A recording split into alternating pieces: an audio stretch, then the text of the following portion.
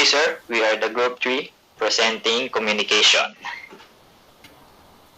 Origin: the English word communication has been derived from the Latin word communicare, which means to impart or participate or to transmit.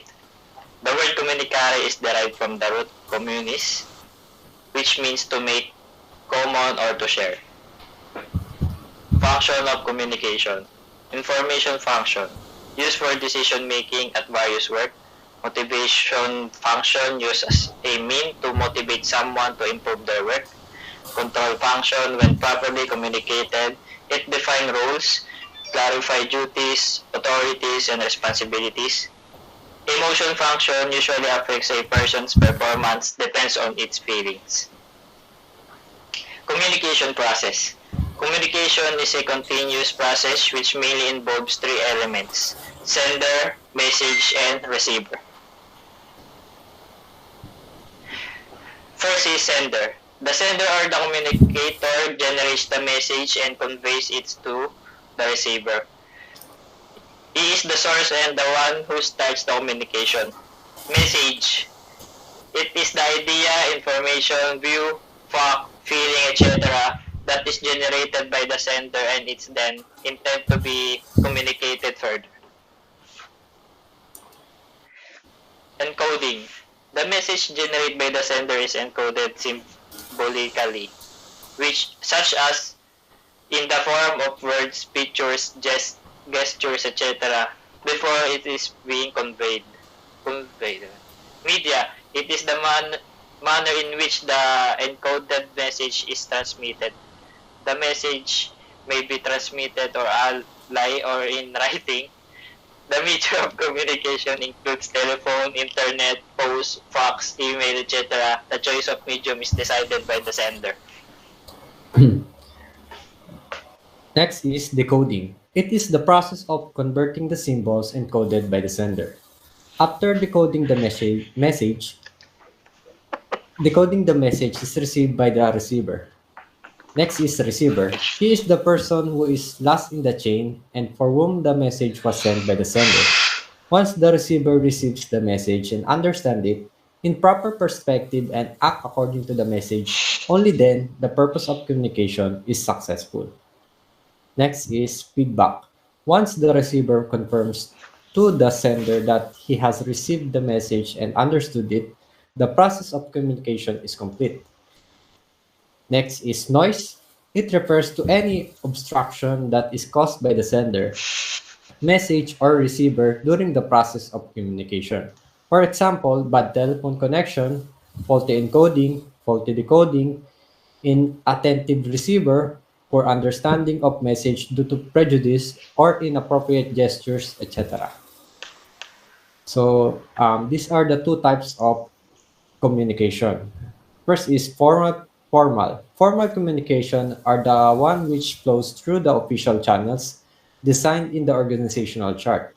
These communications can be oral or in writing and are generally recorded and filed in the office. Next is informal. The informal communication is often referred to as the grapevine as it spreads throughout the organization and in all directions without any regards to the level of authority. Informal channels are also used by the managers to transmit information in order to know the reaction of her subordinates.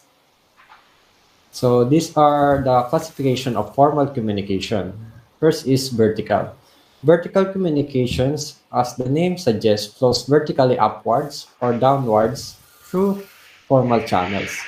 Upward communication refers to the flow of communication from a subordinate to a superior, whereas downward communication flows from a superior to a subordinate. Horizontal.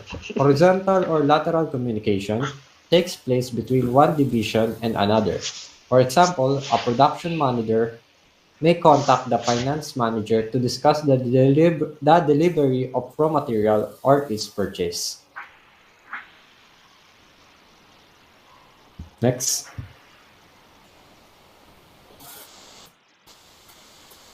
Sean. Next, we have the barriers to communication. Communication barriers may prevent communication or carry incorrect meaning, due to which misunderstandings may be created. Therefore, it is essential for a manager to identify such barriers and take appropriate measures to overcome them. So we have different types of communication barrier. First one is the semantic barriers. These are connected to the problems and obstructions in the process of encoding and decoding of a message into words or impressions. Normally, such barriers result due to use of wrong words, faulty translations, different interpretations, etc. For example, a manager has to communicate with workers who have no knowledge of the English language, and on the other side, he is not well conversant with the Hindi language. Here, language is a barrier to communication, as the manager may not be able to communicate properly with the workers. The second type of communication barrier is the psychological, or what we call the emotional barriers. Emotional or psychological factors also act as a barriers to communication. The state of mind of both sender and receiver of communication reflects ineffective communication. A worried person cannot be communicate properly, and an angry recipient cannot understand the message properly. Thus, at the time of communication, both the sender and the receiver need to be psychological sound. Also, they should trust each other. If they do not believe each other, they cannot understand each other's message in its origins, all, all sense.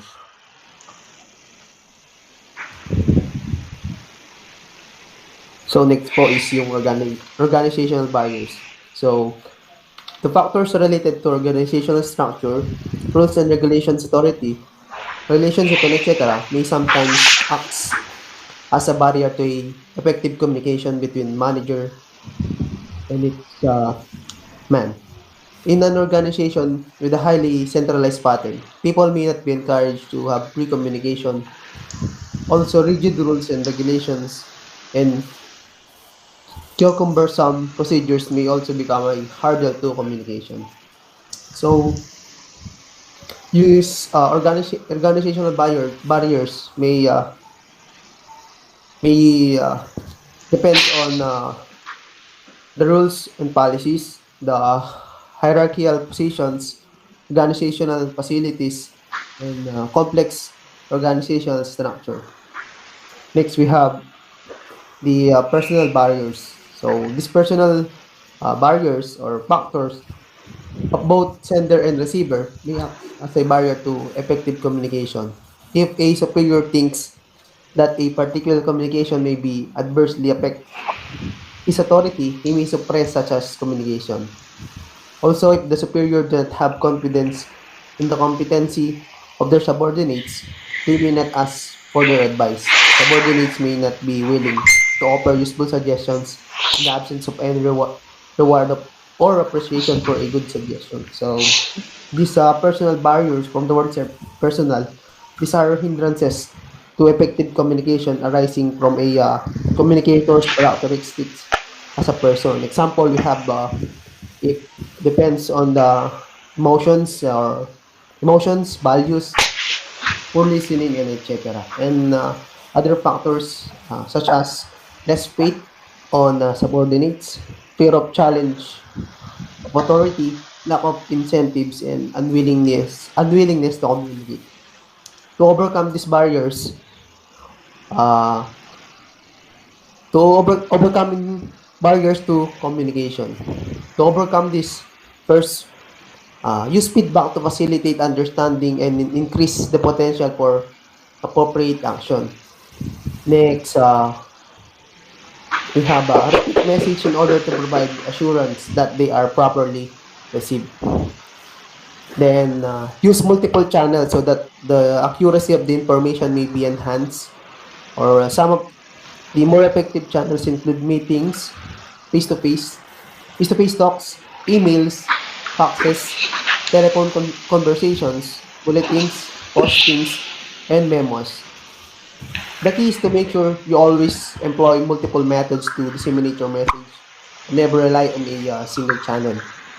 And lastly, to overcome these barriers, we have or to use simplified language that is easily understandable and which eliminates the possibility of people getting mixed up with meanings. So, to proceed.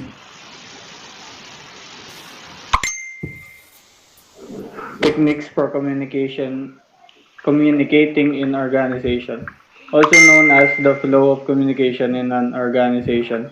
Downward communication, when communication flow from higher level to lower level.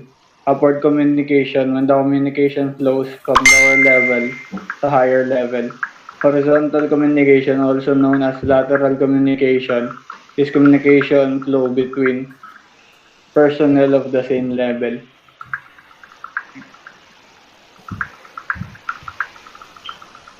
Next. Application of flows. Downward are used to give orders, instruction, and direction. It is from the manager to his subordinates as reported earlier. Upward, used for giving reports to the manager superiors, also used for giving ideas, suggestions, and complaints. It is from the subordinates to the managers. Horizontal, used to collaboration support efforts to coordinate tasks and help people work together. Next, communication flow chart. Owner or president communicates to the marketing manager.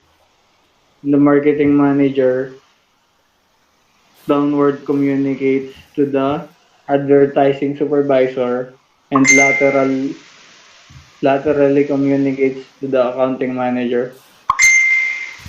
The operational manager upward communicates to the president, while the note taker's supervisor is upwardly communicating to the operational manager. Then horizontal communication between note taker supervisor to copier supervisor, copier and sales staff also have horizontal communication, while sales staff sales staffs communicate upward to the sales supervisor, and note taker supervisor downward communicates to the note takers. Next. That's it. That's it for Thank our you po. presentation. Thank you for listening. Thank you po. Thank you for watching. Good. Peace out. God bless us all. Yeah. God bless and thank you. One